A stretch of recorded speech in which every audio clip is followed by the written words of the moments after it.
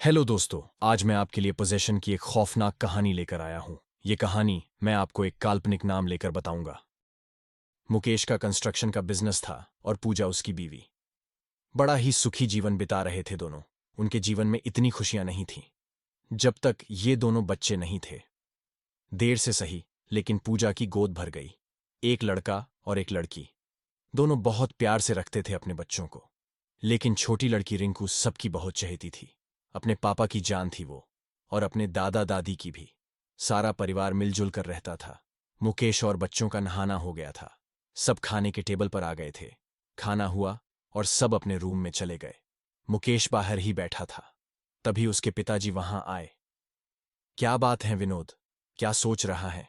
पिताजी ने उसके कंधे पे हाथ रखा और बगल में आकर बैठ गए। कुछ नहीं पिताजी, अपना वो नदी का जो पुल बन रहा है ना, उस प्रोजेक्ट के लिए मुझे शायद वहां जाकर रहना होगा। यहां से आना जाना मुश्किल होगा। वैसे काम रात दिन का है तो आजकल सामानों की चोरी भी बहुत हो रही है।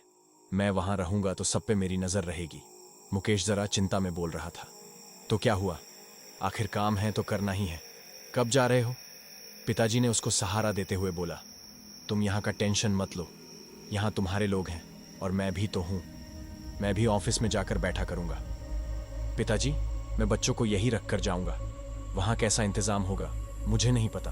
आपको अकेला छोड़कर जाने का मन नहीं कर रहा मेरा। मुकेश जरा दुखी होकर बोल रहा था। तुम जाओ और काम में ध्यान दो। यहां बच्चों के बारे में मत सोचो। पिताजी उसको पीठ थपथपाते हुए बोले। जाने का दिन आया। पूजा और मुकेश को लेने एक गाड़ी आई। साथ में मैनेजर था। उसका नाम रघु था। रघु एक ड्राइवर के साथ आया था। सबने मिलकर नाश्ता किया और सामान गाड़ी में डालकर चले गए। ये कंस्ट्रक्शन साइट से घर से काफी दूर थी। कुछ 2 घंटे का लंबा रास्ता था। रास्ते में हरी भरी झाड़ियां, खेत और कभी जंगल। पूजा को यह सब देखकर काफी अच्छा लग रहा था। बहुत दिन हुए थे वो भी बाहर निकली नहीं थी। मैनेजर ने वहां के एक जमींदार की हवेली किराए से ली थी। बंद थी तो सस्ते में मिल गई। गेट के अंदर जाते ही नंदू और कमला दोनों भागते हुए आए। नंदू यहां सफाई का काम करता था और कमला रसोई और घर की सफाई करती थी। वो दोनों हवेली के गेट के पास बने घर में रहते थे। नंदू भागते हुए आया और गाड़ी से सामान निकलकर अंदर ले गया। कमला कुछ सामान हाथ में लेकर पूजा को घर दिखाने ले गई। पूजा को घर बहुत पसंद आया। शहर में रहने वालों को वैसे ऐसी जगह बहुत अच्छा लगता है। आते ही मुकेश को फोन आया। वो मैनेजर के साथ उसी गाड़ी में बैठकर साइट पे चले गए। यहां पूजा पूरा घर देखकर बहुत ही खुश हुई। उसने और कमला ने मिलकर खाना बना लिया था। अब वो शाम को मुकेश का इंतजार कर रही थी। मुकेश आने के बाद पहले नहाने चला गया और बाद में खाना खा के बरामदे में नंदू और कमला के साथ आग जलाकर बातें करने लगे। काफी देर बाद सब सोने चले गए। पूजा और कमला की बहुत अच्छे से बनने लगी। नंदू को जैसे बड़ी बहन मिल गई। वो भी दीदी करके बुलाने लगा था। ऐसे कुछ 8-10 दिन बाद पूजा ने घर में एक तहखाना ढूंढ लिया।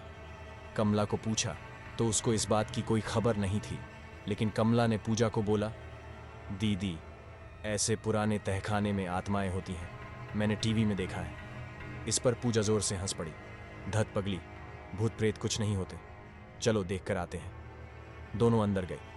वहां बहुत धूल थी, लेकिन काम का कुछ भी सामान नहीं था सिवाय एक के। एक कंगन मिला था पुराने जमाने का। पूजा को बहुत पसंद आया।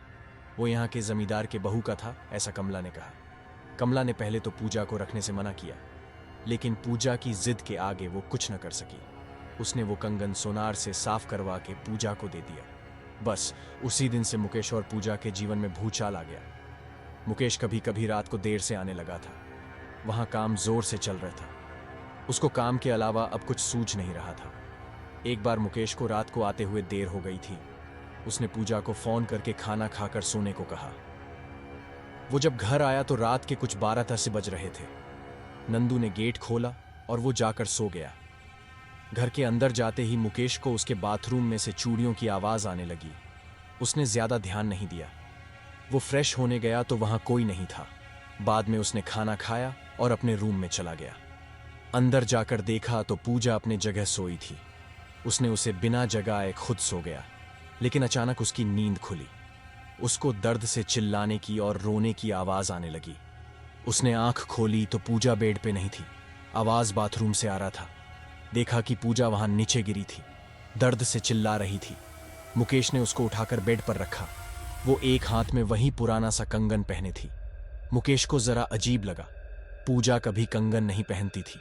सुबह होने के बाद मुकेश ने पूजा से कल के बारे में बात की, लेकिन पूजा को रात का कुछ भी याद नहीं था। लेकिन वो जरा बीमार सी लग रही थी। मुकेश ने पूछा, पूजा तुम ठीक हो? डॉक्टर के पास चलना है क्या? पूजा ने ना कहते हुए अपना मन कम में लगाया। दूसरे दिन गांव में बाजार लगता था। मुकेश ने कहा, कमला, दीदी को बाजार लेकर जाना, उनका मन भी बना रहेगा और तुम्हें भी कुछ चाहिए तो वो दीदी से मांग लेना, वो तुम्हें खरीद कर दे देगी। कमला ने हंसते हुए हाँ कहा। मुकेश अपने काम पे चला गया, लेकिन उसको पूजा का मूड थोड़ा अलग लग रहा था। साइड पे जाकर भी उसका मन काम में नहीं लग रहा था। वो एक जगह बैठकर सोचने लगा कि वो रात को मुझे वहम हुआ था या वो सब सच था। इधर पूजा तैयारी करके कमला के साथ बाजार चले गई। मुकेश ने ऑफिस की गाड़ी भेजी थी। नंदू को घर की रखवाली में रख के गए थे। पूजा ने गांव का बाजार देखा नहीं था। उसने ढेर सारा सामान खरीदा। कमला के लिए चूड़ी और कुछ कपड़े खरीदे। दोनों ने मिलकर भुनी हुई मूंगफली हाथ में ली और अपनी गाड़ी के लिए इंतजार करने लगे। तभी कमला को कुछ याद आया। दीदी, मैं वो अभी आती हूँ। हमने धनिया तो लिया नहीं, उसके बिना खाने में मज़ा नहीं आएगा ना। मैं लेकर आती हूँ, आप कहीं जाओ मत, यहीं पे रहो। कमला जैसे ही धनिया लेकर वापस आई, देखा कि बहुत भीड़ लगी है। हल्ला हो रहा था। कुछ औरतें जमा होकर जोर से चिल्ला रही थीं। कैसी डायन है ये, मेरी बच्ची चुरा रही थी, मारो इसको। कमला को पूजा कहीं दिखी नहीं तो वो पास में जाकर देखने लगी। उस औरत के बाल खुले हुए थे, धूल मिट्टी से कपड़े भी गंदे हो गए थे। जब चेहरा सामने आया तो, हे भगवान, दीदी आप? अरे मत मारो इनको, ये हमारी दीदी हैं, बहुत बड़े घर की हैं, दूर हो जाओ। दीदी, दीदी, ओह दीदी, क्या हुआ? ये सब आपको क्यों मर रहे हैं? अरे ऐसी औरत को मारना ही चाहिए, मेरी लड़की को अपनी कहकर उठा के भाग रही थी। एक औरत गुस्से से बोल रही थी। पूजा अपने मुंह में कुछ बोल रही थी, मेरी बच्ची मुझे दे दो।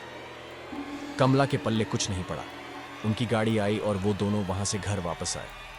कमला ने ये बात किसी को नहीं बताई। शाम होते हुए पूजा को बहुत बुखार हुआ, लेकिन वो घर में ही रुकी रही।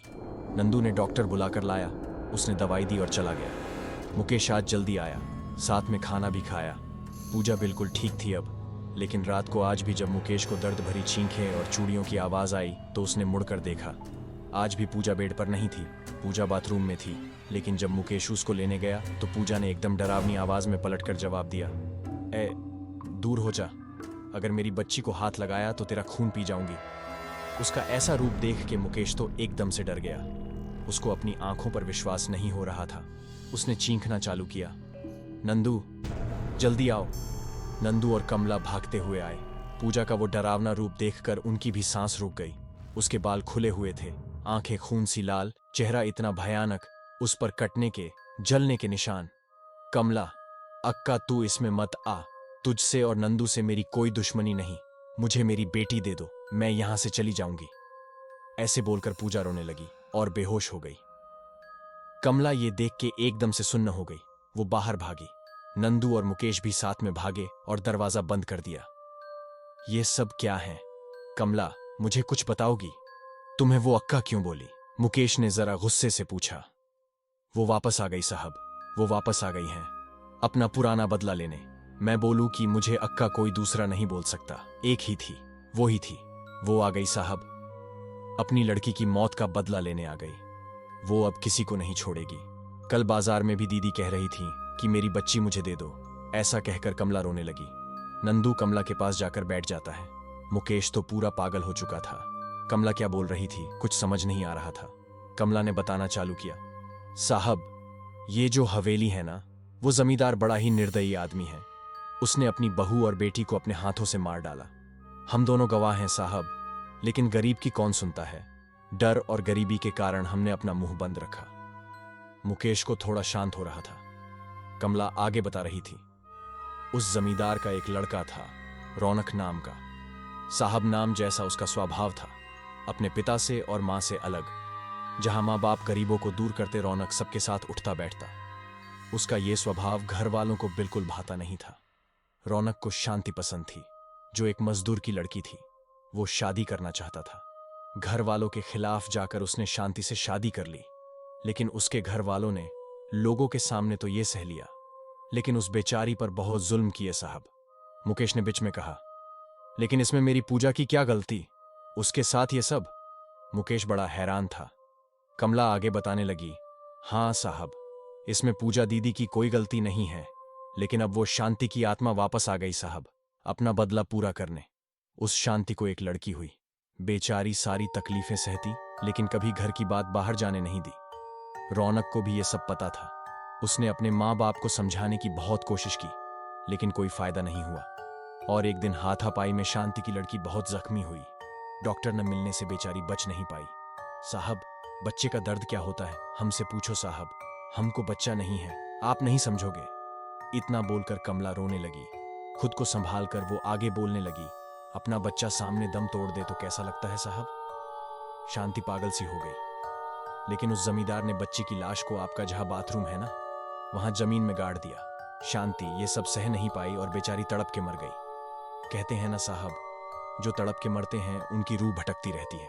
रौनक ये सबसे अभी भी बाहर नहीं आ पाया है। वो पागल हो चुका है। उसको एक खोली में बंद रखता है वो जमींदार। बहुत प्यार करता था रौनक अपनी शांति से और बच्ची से। उस बेरहम जमींदार ने शांति की लाश को भी कहीं गायब कर दिया। उसकी लाश किसी को नहीं मिली साहब। ये सब सुन के मुकेश सुन्न सा रह गया। कैसे है ये लोग, और अब मैं अपनी बीवी को कैसे बचाऊं, यही सोच में पड़ गया। सुबह होते ही नंदू एक तांत्रिक बाबा को ले आया। उन्होंने समस्या का हल बताया। शांति की आत्मा को मुक्ति देने के लिए पहले शांति को कहा, गायब किया है, वो देखना पड़ेगा। मुकेश ने पुलिस में रिपोर्ट दर्ज की। मुकेश ऐसे लोगों को ठीक करना जानता था। पुलिस ने जमींदार और उसकी बीवी को नंदू और कमला के बयान पे हिरासत में लिया। शांति को उसने खेत में दफनाया था। उस तांत्रिक ने खेत में खुदवा के शांति की अस्थियां बाहर निकलवाई। बाद में हवेली में जाकर बाथरूम में खुदाई करवाई। शांति और उसकी बच्ची की अस्थियां साथ में अग्नि के हवाले किया। उन दोनों को मुक्ति मिल चुकी थी। इधर पूजा कमरे में बंद थी। उसको धीरे धीरे होश आ रहा था। शांति की रूह अब पूजा को छोड़ चुकी थी। तो दोस्तों, आज की वीडियो में बस इतना ही। वीडियो पसंद आया तो मेरे चैनल को सब्सक्राइब करें। धन्यवाद।